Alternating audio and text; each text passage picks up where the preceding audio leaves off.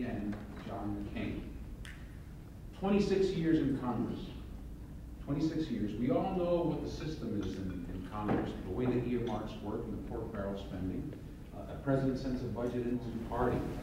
Sarah Palin has done that. So look at the other folks' background. There's nothing in there, nothing that suggests that they put their country first, that they put the interests of the people before their own self-interest, before interest of special groups, before their own career and their own ego. So we have a tremendous opportunity here to go for a ticket that is true change, real reform. People who are once and for all going to put the needs of our country, of our people, before special interests, before their own interests, before their own egos. That is why I'm so excited to be here. That is why I believe that we have greatness as an opportunity. We have the opportunity to change the game, to put someone in the White House, to put a pair in the White House that smacks of greatness. As a prisoner of war. John was the most seriously wounded, injured POW that I know of that came home. His right arm was broken in 3 places, his left arm was broken, his right leg was broken, he had a football-sized hematoma on his right leg. He had been beaten with the butts of rifles, and he had been stabbed with a bayonet.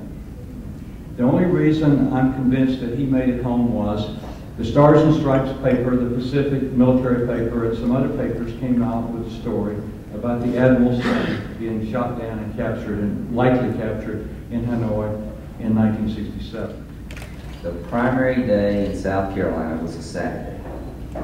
The last stop in South Carolina before the voting began was at the Force Protection Facility where they make the MRAPs, the mine-resistant vehicles. I wanted to take Cindy there for 2 reasons. I'm proud of what they do, and I wanted to show her what they do. She ran every man, woman, and child down at the plant. Followed one guy almost into the bathroom. Just to say, thank you. She knew what their work product was going to do for people like her son. She has a huge heart. She is a support network for John McCain that you'll never know. And she will put an image on the face of the United States that will be unique and a blessing to us all. Cindy McCain. All of you in New Hampshire and South Carolina, thank you. We are here today because of these 2 states, and please understand, John and I are humbled by your support, your friendship, and your belief in the 2 of us. Thank you for what you've done.